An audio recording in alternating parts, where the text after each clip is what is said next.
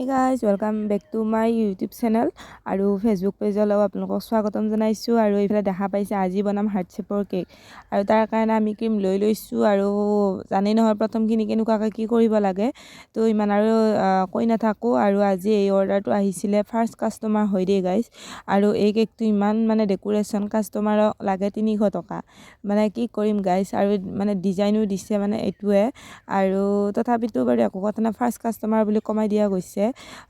কিন্তু কষ্টখিনি মেইন হয় যেহেতু এই কেকটো বনাওঁতে বহুতখিনি কষ্ট হৈছে আৰু যেটো মানে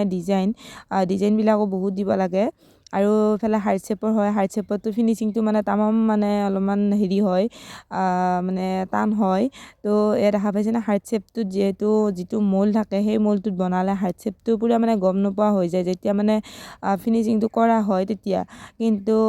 মানে গম পাবৰ কাৰণে মই অকমান কাটিং কৰি লৈছো ওপৰৰ ফালে মানে আগৰ ফালে যেটো ফাজ থাকে সেই ফাজটোতে মানে কাটি লৈছো অলপমান আপোনালোকেতো দেখা পালে আৰু এতিয়া আমি গোটেই সাইডটোতে মানে ফিনিশিং কৰিম আৰু ইফালে আমি এতিয়া মানে ক্ৰীম দি আছো আৰু যেটো মানে ডিজাইন হয় এই ডিজাইনটো মানে আগতে অলপ ডিপ দিছিলো কিন্তু সেইবাৰো মানে অলপ ভাল লগাই হৈছিল বাৰু হেতুতকে বাৰু যদি আপোনালোকে সেই ভিডিওটো চাইছে আপোনালোকে কমেন্ট কৰিব আৰু সেই ভিডিওটো দিছিলো আৰু আজি এইটো নেক্সট মানে একে নিচিনা ডিজাইন মানে 2 নম্বৰ অৰ্ডাৰ হয় তো সেই ডিজাইনৰে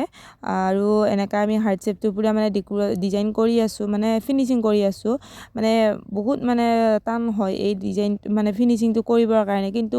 যেতিয়া ফিনিশিংটো কমপ্লিট হয় কিন্তু দেখাত খুব ধুনিয়া দেখা হয় আপোনালোকে বাৰু যদি বনাই যিবিলাকে মানে কেক বনোৱা মানে যিবিলাক ব্যক্তিয়ে মানে মোৰ ভিডিওবিলাক চাই তেওঁলোকে গমেই পাব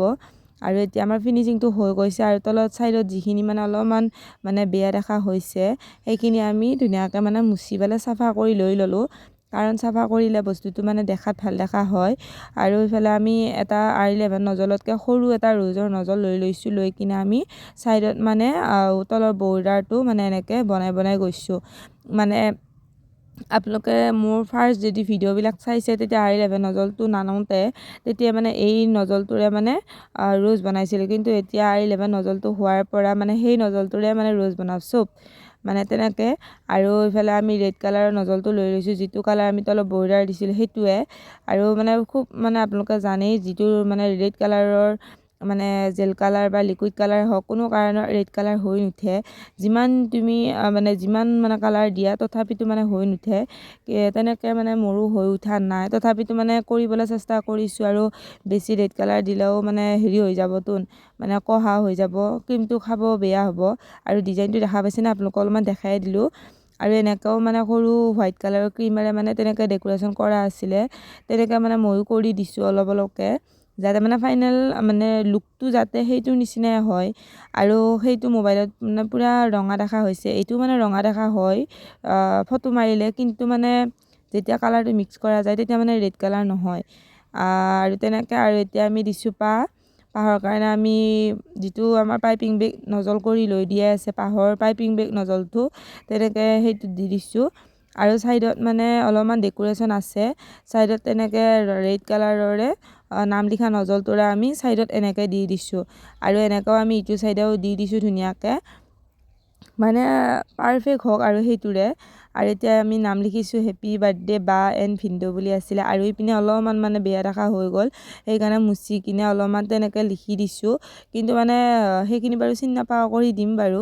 আপোনালোকে দেখাই পাব ভিডিওটো তেতিয়া হলে আৰু ইফালে দিছো আমি স্প্ৰিংকল মানে যেটো আমাৰ লেতেৰা মানে অকমান বেয়া হৈছিল এইখিনি আমি স্প্ৰিংকল দি দিছো যাতে সেইখিনি মানে অলপমান যাতে বেয়া হোৱা বুলি চিন নাপায় আৰু তেনেকে এতিয়া আমি স্প্ৰে কালাৰো কৰি দিলো এয়া দেখা হৈছে না আমাৰ ফাইনেল লুক আৰু চাওক কি ধুনিয়া দেখা হৈছে আপোনালোকে ক'বচোন ডিজাইনটো কেনেকুৱা দেখা হৈছে আৰু পুৰা মানে এনিভাৰ্সাৰী কেক হয় এইটো হেপি এনিভাৰ্সাৰী বা এন ভিন্ডো তো ভিডিওটো আজিৰ কাৰণে এইখিনি আছিল কেনেকুৱা পালে ক'ব গতিকে বাই বাই